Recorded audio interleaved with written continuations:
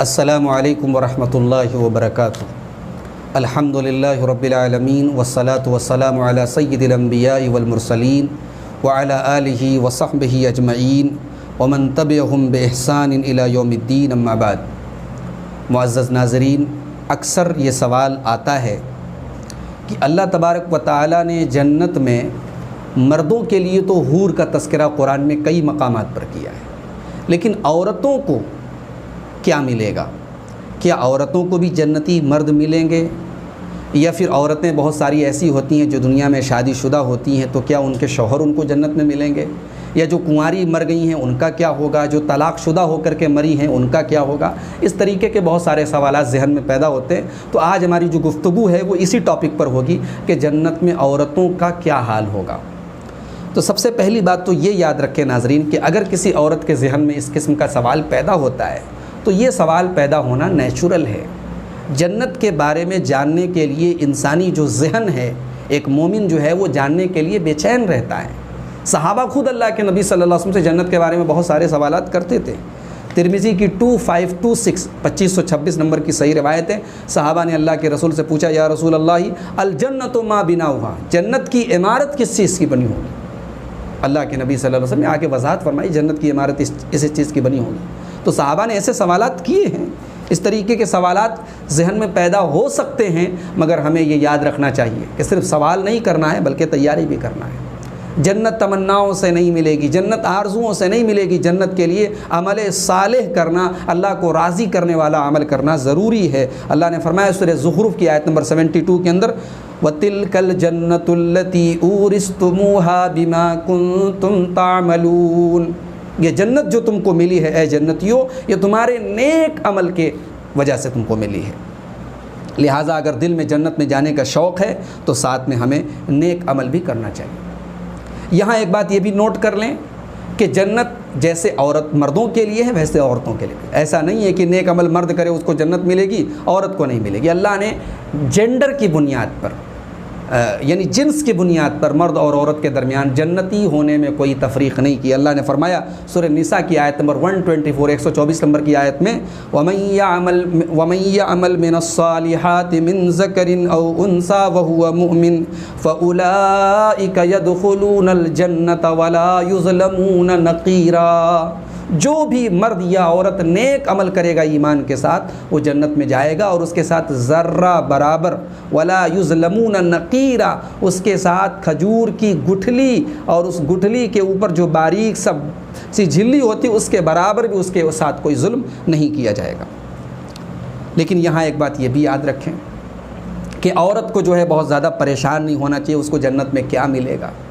اس کو یہ یاد رکھنا چاہیے کہ جنت میں وہ سب کچھ ملے گا جو انسانی نفس چاہتا ہے، جس میں لذت ہے، جو انسان کی خواہش ہے، وہ تمام چیزیں جنت میں ملیں گی۔ جنت میں کوئی تکلیف نہیں ہوگی، جنت میں ہر قسم کی نعمتیں ملیں گی۔ یہ ہر عورت اور مرد کو یہ بات جان لینی چاہیے۔ اللہ نے فرمایا سورہ حج کی آیت نمبر 48 کے اندر، لا یمسہم فیہا نصب وما ہم منہا بمخرجین، جنتیوں کو، سورہ ہجر کی آیت نمبر 48 سے معاف کیجئے، کہ جنتیوں کو جنت میں کسی قسم کی تھکاوٹ اور پریشانی نہیں ہوگی، اور جنتی جنت سے کبھی نکالے نہیں جائیں گے۔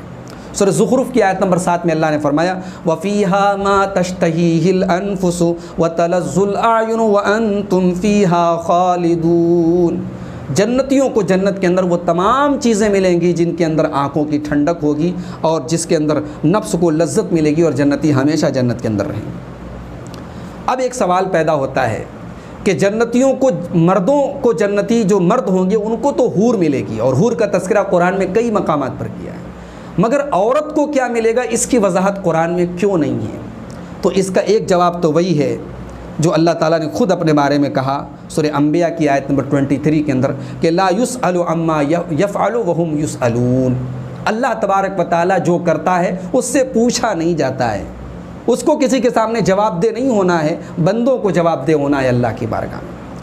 لیکن اب اللہ تعالیٰ کے ہر کام کی کوئی نہ کوئی حکمت اور مصلحت ہوتی ہے، کبھی کبھی وہ اپنی حکمت بیان کر دیتا ہے، کبھی کبھی وہ حکمت ظاہر ہوتی ہے، کبھی کبھی وہ حکمت ہمارے سامنے نہیں ہوتی۔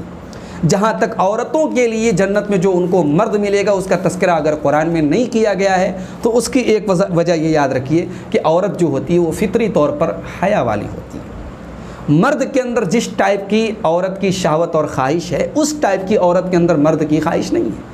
مرد اپنی خواہش کا جس طریقے سے اظہار کرتا ہے اور مرد کو عورت کا ذکر کر کے اللہ تعالیٰ نے شوق دلایا ہے جنت کا، عورت کی جو فطری شرم و حیا ہوتی ہے وہ اس میں رکاوٹ ہے۔ عورت کو اسی لیے رب العالمین نے عورت کی فطرت کی وجہ سے مردوں کا ذکر کر کے شوق نہیں دلایا ہے۔ شیخ ابن عثیمین رحمۃ اللہ علیہ کہتے ہیں انما ذکر الزوجات للازواج لان الزوج هو الطالب وهو الراغب في المرأة، کہتے ہیں کہ جنت میں مردوں کو جو عورتیں ملیں گی ان کا ذکر کیوں کیا گیا؟ کیونکہ مرد جو ہوتا ہے وہ طالب ہوتا ہے، وہ اصل میں عورت کا طلبگار ہوتا ہے اور عورت کی رغبت اس کے اندر ہوتی ہے، اور اسی لیے اس کی بیویوں کا ذکر کیا گیا۔ لیکن اس کا قطعاً یہ مطلب نہیں ہے کہ عورتوں کے جوڑے جنت میں نہیں ہوں گے، بلکہ ان کے بھی بنی آدم میں سے جوڑے ہوں گے۔ اب وہ جوڑے کیسے ہوں گے؟ تو آئیے پہلے ہم یہ سمجھتے ہیں کہ دنیا میں عورتوں کی سچویشن کیا ہوتی ہے۔ تو ٹوٹل کل ملا کر کے عورتوں کی 6 سچویشن ہوتی ہے جو وہ جنت میں جائیں گی، تو ان 6 سچویشن میں سے کوئی ایک سچویشن کا سامنا اسے کرنا پڑے گا۔ ایک عورت وہ ہوتی ہے جو شادی سے پہلے مر گئی، دنیا میں شادی اس نے کی نہیں، کنواری تھی مر گئی۔ دوسرے نمبر پر وہ عورت ہوتی ہے جس نے کسی سے شادی کی، طلاق ہو گیا، اب طلاق کے بعد ابھی اس نے کسی سے نکاح نہیں کیا اور اسی حالت میں وہ مر گئی۔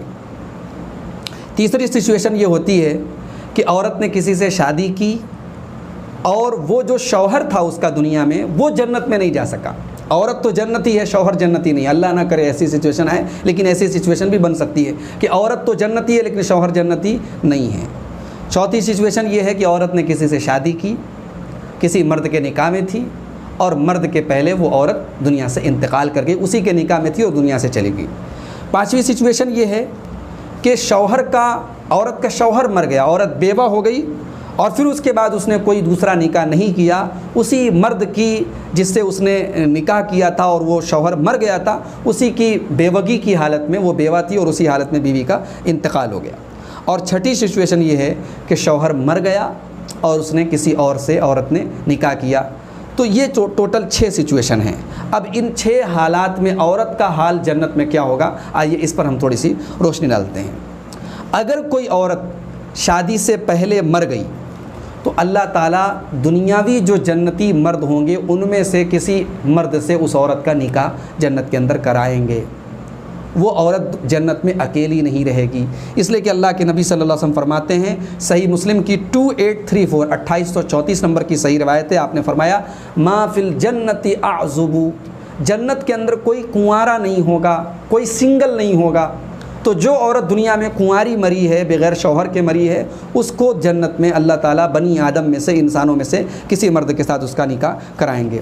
اسی لیے شیخ ابن عثیمین کہتے ہیں اذا لم تتزوج فی الدنیا فإن اللہ تعالی یزوجها ما تقر بها عینها فی الجنہ، اگر عورت دنیا میں بغیر شادی کیے ہوئے انتقال کر گئی ہے تو اللہ تعالیٰ جنت میں اس کا نکاح ایسے مرد سے کریں گے جس سے اس کی آنکھ ٹھنڈک ہو جائے گی، اس کی آنکھیں ٹھنڈی ہو جائیں گی۔